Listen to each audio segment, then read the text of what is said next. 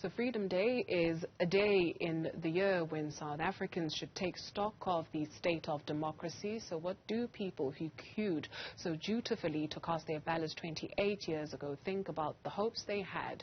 Let's find out now from Reverend Moss Ntlha from the organization Defend Our Democracy. Thank you very much, sir, for availing yourself this evening. Perhaps if you could just take us to all those years ago in 1994. Did you vote? What was the feeling, if you can capture it for us, at that time?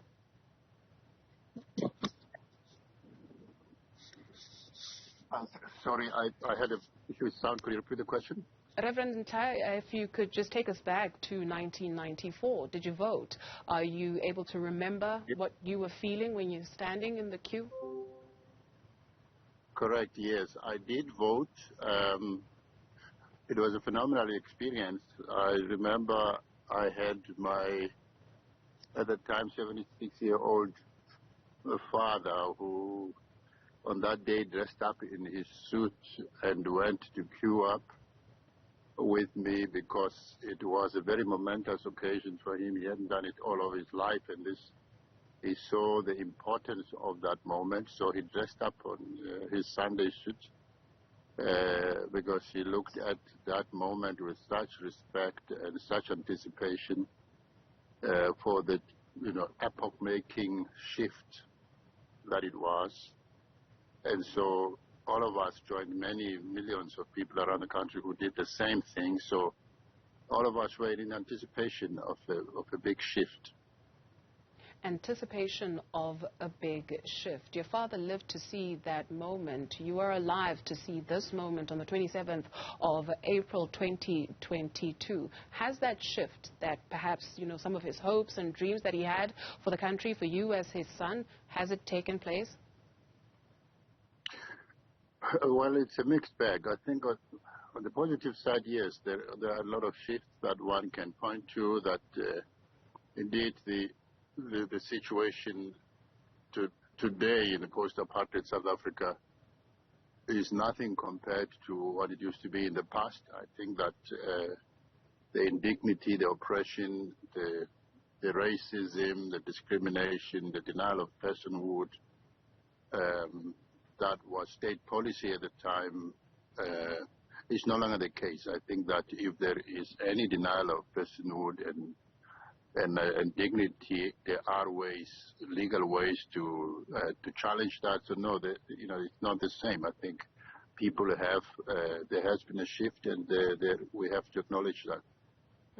When you take a look at how the majority of the people in this country live and some of their living conditions, which can be described as deplorable, what comes to mind, or what's your thought on that? Yesterday I joined a delegation of church leaders of the SACC to a place called Inanda in KZN, which, as you know, was struck by this flood, which is a natural disaster. And there are many people that lost their lives, and we were standing alongside these people as they were digging up the remains of loved ones. There were 8 unaccounted for, and they had found 5 in the last several days, and they were digging up some more. And it just occurred to me that this is a place where Nelson Mandela cast his first vote in 19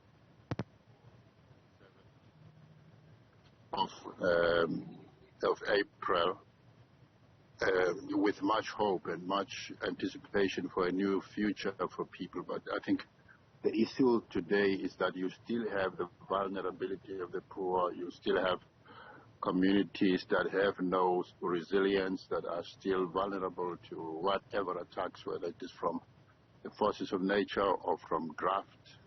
There are rumors we hear of the fact that those in authority neglected the maintenance of key infrastructure, and that made a very bad situation worse. And the poor continue to suffer more than most. And so, as we look back at the first time Nelson Mandela voted in Inanda, And today, the people of Inanda, have still got this to deal with this question of not much has changed with regard to their conditions, and that's despicable. I think that there's a sense in which there's a lot that is happening that's wrong. There are also some legacy issues, right? So you've got some sectors of society that believe that the Truth and Reconciliation Commission actually didn't work for South Africa. Do you perceive that there's a healing that needs to happen in this nation? If so, what is the role of the church? Yes, correct. I think that there is a lot of work to be done in this society. We are still an immoral society. In apartheid days, our immorality, corruption was grand apartheid. In this day, the immorality continues to be that the inequalities are deep. The corruption is worse. I mean, in many instances, we never had something called state capture in the previous dispensation. We have it now. And so all of that says we are still sick.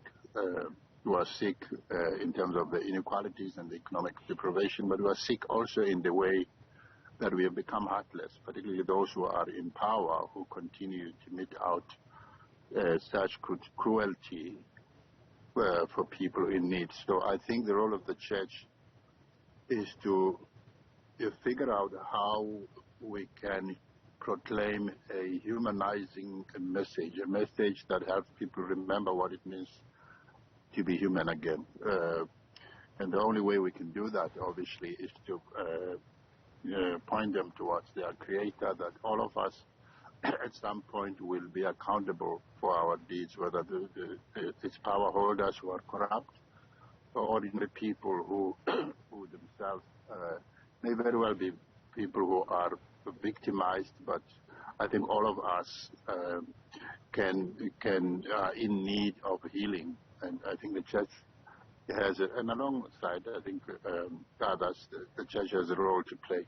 I was impressed yesterday as I looked on at communities that were digging up the remains of the dead. I mean, these were volunteers who were coming alongside families that had lost.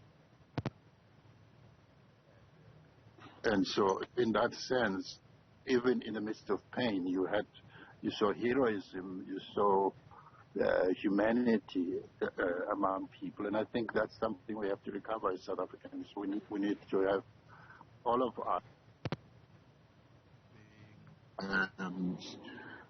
mobilized to the call to participate in renewing our society. It's not going to be one institution or one political leader that does it. All of us have to be involved. Reverend Moss Ntlha from Defend Our Democracy, thank you for sharing your time with us. We see there's somebody that's desperately trying to get hold of you. Thank you for availing yourself.